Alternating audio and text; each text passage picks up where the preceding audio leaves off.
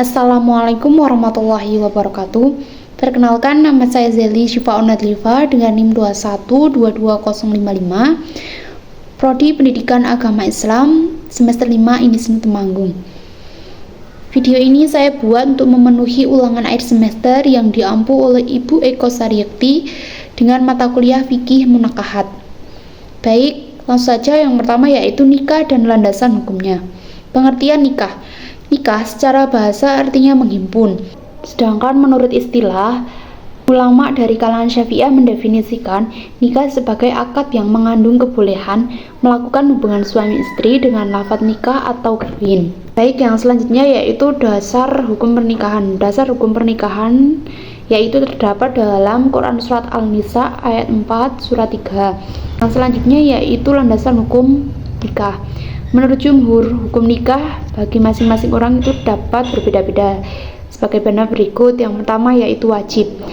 Hukum ini berlaku bagi mereka yang telah mampu melaksanakan nikah, mampu memberi nafkah kepada istrinya serta hak dan kewajiban lainnya, dan dikhawatirkan jatuh pada perbuatan maksiat. Yang kedua yaitu sunnah. Hukum ini berlaku bagi mereka yang mampu dan tidak dikhawatirkan jatuh pada perbuatan maksiat jika tidak melakukannya. Yang ketiga yaitu makruh. Hukum ini berlaku bagi mereka yang merasa bahwa dirinya akan berbuat zalim pada istrinya jika menikah. Keempat adalah haram. Berlaku bagi mereka yang tidak mampu lahir batin dan jika tetap menikah akan menyebabkan madharat bagi istrinya secara pasti. Dan yang terakhir adalah mubah. Mubah ini berlaku bagi mereka yang tidak ada faktor penghalang maupun pendorong untuk menikah. Yang selanjutnya yaitu rukun dan syarat nikah. Dalam pandangan jumhur, rukun nikah terdiri dari pertama yaitu pengantin laki-laki, yang kedua pengantin perempuan, yang ketiga wali, yang keempat 2 orang saksi, serta yang terakhir ijab dan qabul. Adapun syarat-syaratnya adalah sebagai berikut. Yang pertama, syarat pengantin laki-laki adalah yang pertama Islam, yang kedua ridho terhadap pernikahan tersebut, yang ketiga orangnya jelas, yang keempat tidak ada halangan syara, misalnya tidak sedang ihram haji atau umroh. Syarat yang kedua yaitu syarat pengantin wanita. Syaratnya yaitu yang pertama adalah ridho terhadap pernikahan tersebut, Islam atau ahli kitab, yang ketiga orangnya jelas, yang keempat tidak ada halangan syar'i untuk dinikahi, misalnya sedang terikat dengan pernikahan orang lain. Syarat yang ketiga yaitu syarat wali. Yang pertama yaitu cakap bertindak hukum atau balik dan berakal, yang kedua merdeka, yang ketiga seagama antara wali dan mempelai yang diakadkan, yang keempat laki-laki, dan yang terakhir adil. Syarat yang keempat yaitu syarat saksi. Yang pertama cakap bertindak hukum, yang kedua minimal 2 orang laki-laki, yang ketiga muslim, melihat, mendengar, adil, dan paham terhadap maksud akad. Syarat yang terakhir yaitu syarat ijab qabul. Syaratnya yang pertama adalah lafaz yang diucapkan harus bersifat pasti, yaitu menggunakan fi'il madhi. Yang kedua tidak mengandung makna yang meragukan. Yang ketiga lafaz akad bersifat tuntas bersamaan dengan tuntasnya akad. Yang selanjutnya yaitu mahar. Mahar adalah pemberian seorang suami kepada istri sebagai hadiah. Beberapa istilah mahar adalah sodak, sodakoh, nihlah, hibah, udker, alaik, tawol, nikah, ajar, dan faridah. Dasar pemberian mahar adalah Al-Quran dan Sunnah. Di antaranya yaitu Quran Surat An-Nisa ayat 4 surat keempat dan 25. Yang selanjutnya yaitu macam-macam mahar. Mahar ada 2 yaitu mahar musamma dan mahar mitil. Mahar musamma adalah mahar yang disebutkan jenis dan jumlahnya secara jelas dalam akad atau setelahnya atau ditentukan hakim dan telah disepakati oleh kedua belah pihak. Yang kedua yaitu mahar mitil. Mahar mitil adalah mahar yang jumlah, jenis, dan bentuknya sebagaimana mahar yang berlaku di kalangan keluarga atau lingkungan istrinya. Yang selanjutnya yaitu wanita-wanita yang haram dinikahi. Wanita-wanita yang haram dinikahi ini ada 2 yaitu wanita yang haram dinikahi selamanya dan sementara. Yang pertama wanita yang haram dinikahi selamanya ada 3 yaitu yang pertama adanya pertalian darah, yang kedua adanya pertalian semenda atau pertalian keluarga karena perkawinan atau musyawarah, dan yang ketiga adanya pertalian sepersusuan. Adapun wanita yang haram dinikahi sementara, yang pertama yaitu perempuan yang ditalak 3. Yang kedua, perempuan yang sedang terikat pernikahan atau sedang dalam masa iddah. Yang ketiga, menikahi wanita musyrik. Yang keempat, yaitu menikahi lebih dari 4 orang perempuan. Yang selanjutnya yaitu al-kafa'ah. Secara bahasa, al-kafa'ah berarti kesamaan dan kesetaraan. Sedangkan secara istilah, ulama fikih mendefinisikan dengan kesetaraan antara suami istri dalam hal-hal tertentu untuk mencegah terjadinya pertikaian. Yang selanjutnya yaitu macam-macam nikah. Yang pertama ada nikah siri. Siri berasal dari bahasa Arab yang berarti rahasia. Sedangkan menurut istilah, nikah siri diartikan sebagai perkawinan yang dilaksanakan secara sah menurut agama, tetapi tidak dicatatkan di KUA sebagaimana ketentuan perundangan yang berlaku.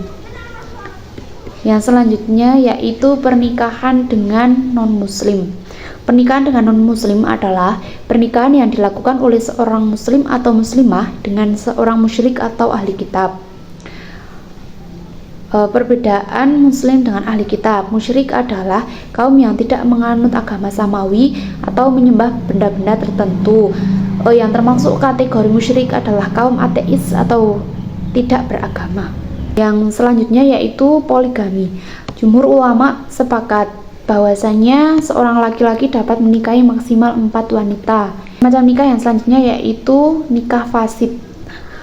Nikah fasid adalah pernikahan yang tidak memenuhi syarat keabsahan nikah. Adapun macam-macam nikah fasid adalah yang pertama nikah tanpa saksi, yang kedua nikah mu'aqad atau mut'ah, yang ketiga mengumpulkan 5 orang perempuan dalam satu pernikahan. Selanjutnya yaitu nikah batil. Nikah batil adalah pernikahan yang terjadi kerusakan dalam rukun atau syarat pelaksanaannya. Macam-macam nikah batil. Yang pertama pernikahan anak kecil yang belum mumayyiz. Yang kedua pernikahan dengan menggunakan sigot mustaqbal atau masa yang akan datang. Macam-macam pernikahan batil ada 2 yaitu nikah sihor dan nikah mut'ah. Secara bahasa sihor bermakna pengusiran.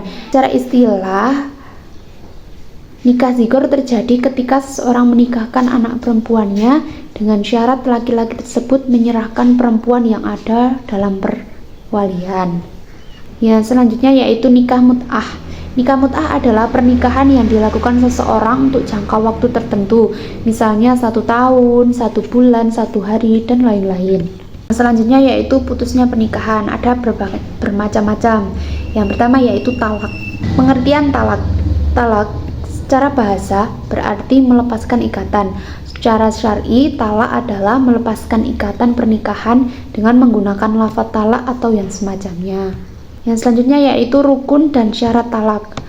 Rukun talak menurut jumhur ada 5, yaitu yang pertama suami yang menjatuhkan talak, yang kedua istri yang ditalak, yang ketiga zihot, dan yang keempat adanya kehendak menjatuhkan talak. Adapun syarat syah menjatuhkan talak, yang pertama talak harus dapat dijatuhkan oleh suami atau yang mewakili yang balik, berakal, dan tidak dalam paksaan. Yang kedua ada kehendak menjatuhkan talak.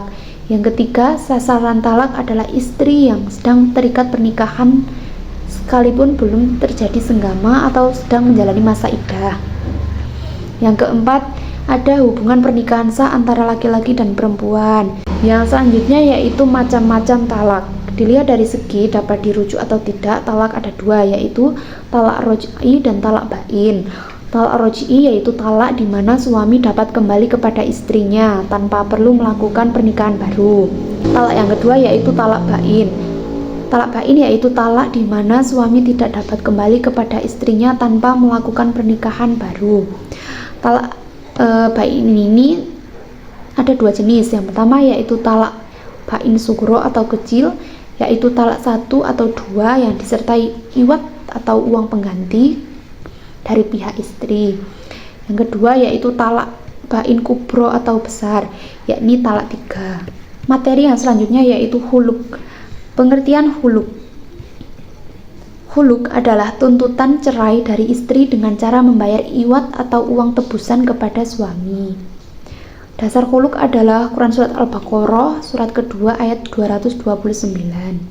Yang selanjutnya yaitu nusyuz. Secara bahasa, nusus berarti tempat yang tinggi.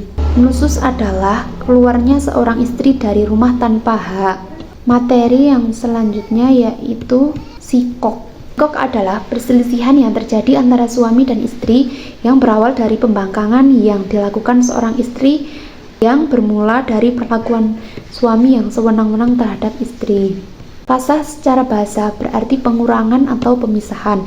Adapun secara istilah, fasah berarti melepaskan ikatan akad atau menghilangkan hukum akad dari asalnya menjadi seperti sedia kala. Materi yang selanjutnya yaitu li'an. Pengertian li'an. Secara bahasa, li'an berarti menyingkir dan menjauh dari rahmat Allah. Sedangkan secara istilah, Hanafiyah dan Hanabiyah mendefinisikan li'an yaitu dengan persaksian yang dikuatkan dengan sumpah yang disertai dengan kesediaan mendapat laknat dari pihak suami. Materi yang selanjutnya yaitu ila. Secara bahasa, ila artinya mencegah, sedangkan secara istilah, ila adalah bersumpah untuk tidak menyetubuhi istri untuk waktu tertentu. Materi yang selanjutnya yaitu zihar. Pengertian zihar secara bahasa, zihar berasal dari al-suhr yang berarti punggung. Sedangkan menurut istilah, zihar adalah menyamakan istri dengan wanita lain yang haram dinikahi selamanya atau menyamakan dengan bagian-bagian tertentu yang haram dilihatnya, seperti punggung, perut, dan paha. Materi yang selanjutnya yaitu rujuk. Rujuk secara bahasa artinya kembali, sedangkan secara istilah, rujuk adalah memperpanjang atau meneruskan hubungan suami istri pada masa iddah talak roj'i. Syarat sahnya rujuk adalah sebagai berikut. Yang pertama, suami adalah orang yang cakap bertindak hukum. Yang kedua, rujuk dapat dilakukan dengan lisan dan perbuatan. Jika istri berada dalam masa iddah talak roj'i. Yang keempat, dalam rujuk tidak diperlukan kerelaan istri karena rujuk adalah hak suami. Yang kelima, istrinya sudah digauli. Yang selanjutnya yaitu masa iddah. Secara bahasa, iddah berarti hitungan, sedangkan secara istilah, iddah adalah masa seorang wanita menunggu untuk mengetahui kosongnya rahim, di mana pengetahuan ini diperoleh dengan kelahiran atau dengan hitungan bulan atau dengan perhitungan quru atau suci atau haid. Macam-macam iddah, macam-macam masa iddah.